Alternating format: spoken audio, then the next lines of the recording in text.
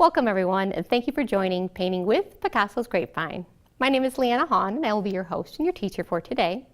Today we're going to paint this beautiful poppy painting.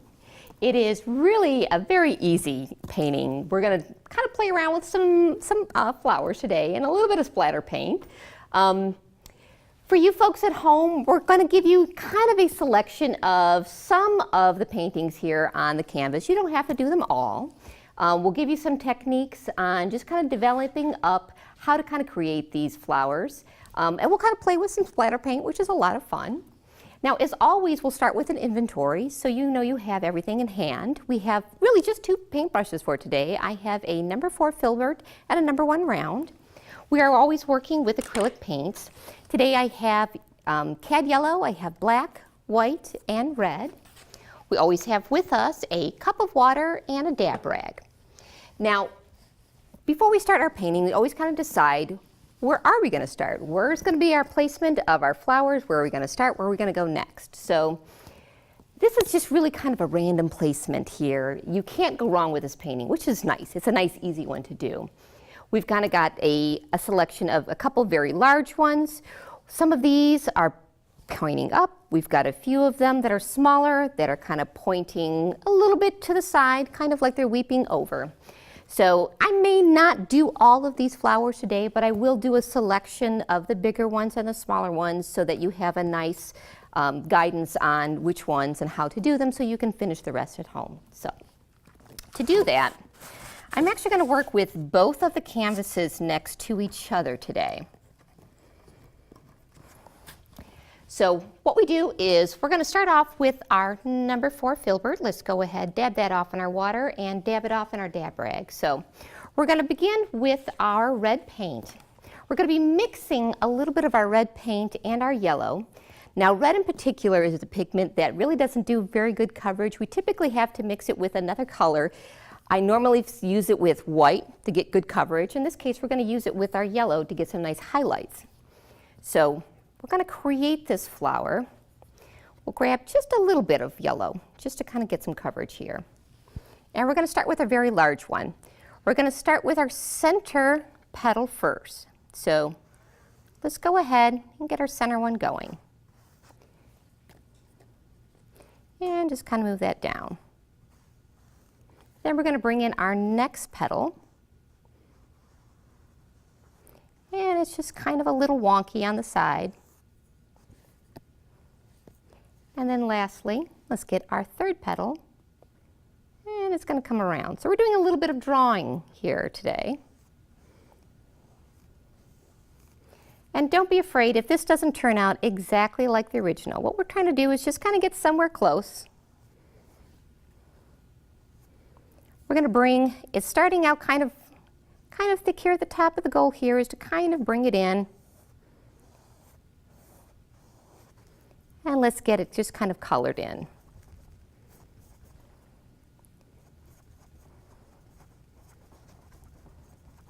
Right now I'm just using red to color it in first.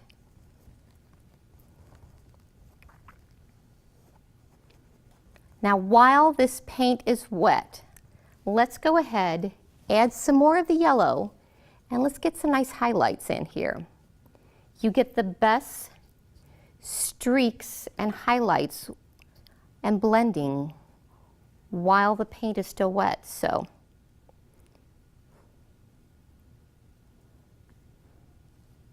we're going to try and keep our strokes consistent with those petals. Now it looks like we've got our main petal going down the center here. We've got our side petal.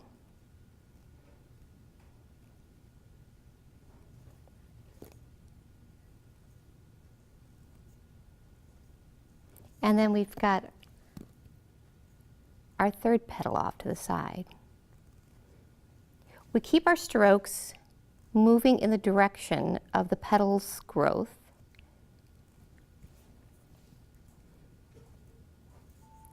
Kind of reminiscent, a little bit of a tulip, kind of reminds me of that, but this is kind of a poppy with some highlights. All right, now we're going to come back on top of this with some black, kind of add some highlights. But we got our first one out there. Let's go ahead and work on our smaller one.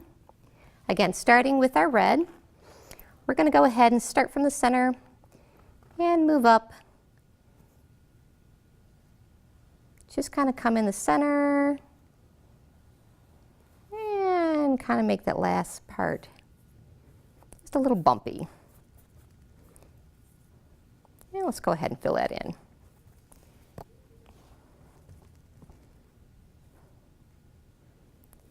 So I did not go ahead and wash off any of my orange or my colors in my paintbrush right now. So we've got a little bit of blending, that's cool. Let's grab some of that yellow, add some highlights. Again, you get that nice, great highlights while that paint is wet underneath. All right. At this point, I will go ahead and wash this off. And let's grab some more of that red. We're going to work on this third one. And that's all I'm going to do for today, just to give you three nice examples. You've got some good size examples and you can finish the rest. And again, you don't have to add just the 5 that are here. You can do 6, you could do 4. The composition truly is up to you.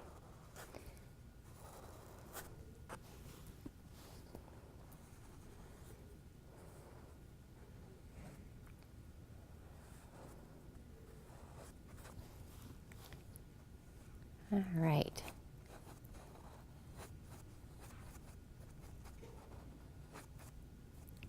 Again, grabbing some of my yellow, bringing in some highlights. Okay. Now, at this point, let's go ahead and wash that off. We're going to grab our very, very tiny brush, dab that off. We're going to move into some of our black, and let's do some placement of our stems. So let's decide right the center there. That is where our stem is going to grow. Now, because our canvas doesn't have any paint on it, what you're going to need to do is probably put a little bit of water, add it to your black right on your paper plate. Now, this is going to make it a little bit more fluid. It'll move across the canvas a little bit easier, and you'll get some better coverage. There you go. We're going to bring our paintbrush right up here to the bottom, and we're going to let it grow. We're going to let it kind of grow up the base of the flower. Let it kind of wrap around.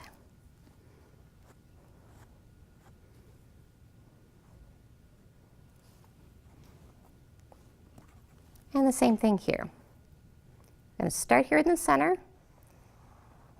Now this one seems to kind of cross over in the back. You can choose to do that as the original did.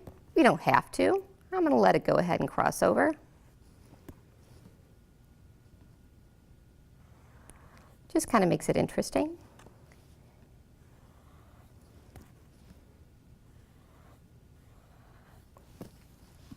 Again, if you need to go ahead and grab some more water to do that, go right ahead. And these stems, they can be as wobbly as you want. They don't have to be very straight. This is a very thin stem. So let's go ahead and let this kind of embrace the bottom of the petal. And let it kind of do the same thing. Working from the center and develop up the bottom of the flower.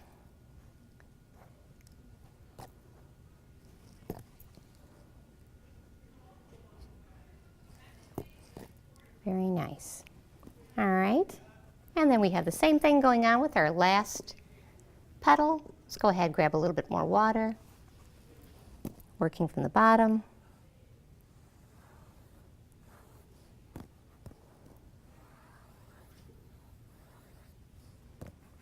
What's nice about this painting is once we add in a lot of that splatter paint, again, these particular stems, they can be as loose and as crazy as you like, that splatter paint really is kind of a nice technique because it makes your whole painting, it gives it a lot of movement, a lot of forgiveness. Your eye will be drawn away from anything that you don't feel comfortable with, if you don't like how tight or if you don't like the lines. This really is a nice technique to kind of hide things. So it's a nice technique to use. All right. And now the last item that we're going to do before we move into splatter paint, go ahead and wash off that paintbrush. We're going to grab our white and we're just going to add a little bit of definition around the sides of those petals. So we're going to move in. And here's another item too, when you're working with this tiny number 1 round, go ahead, place it into your white and kind of swirl it and then bring it out. That'll kind of help you keep the edges very tight. And just kind of wisp it. We're just going to create some kind of wisp, just to kind of create some definition and distinction right here in the center. So we can see the difference between the petals. And it's just real light, not really harsh, just enough to tell your eye there's a difference.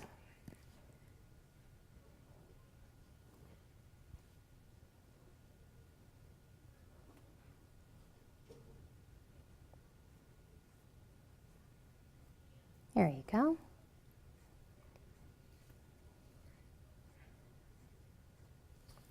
All right, and now we're ready for our last step, which is the splatter paint. Now, this is the one I always caution people at home.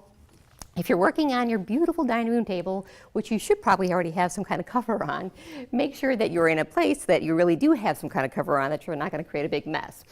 Go ahead, grab some water, and add some water to your paints. Now, this is going to be done in both black and white, so we're going to do one at a time. So I'm going to go ahead and add some water to my red. And we're going to add a lot to it because you really do want to liquefy it.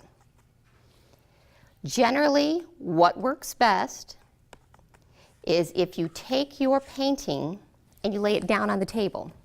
So I'm going to go ahead and remove this and just kind of hold it here for now so you kind of get an idea. And what we do is we kind of do kind of a controlled splatter. So you kind of get an idea. And then we'll go ahead and do the same thing with our black. Add again some nice water to your black, just so you kind of get an idea.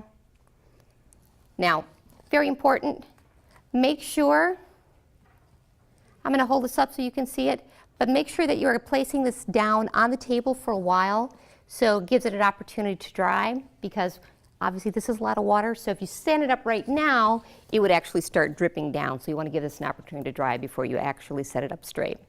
Hopefully you have gained some really fun tips, some tricks, and some things that you will enjoy to do this painting.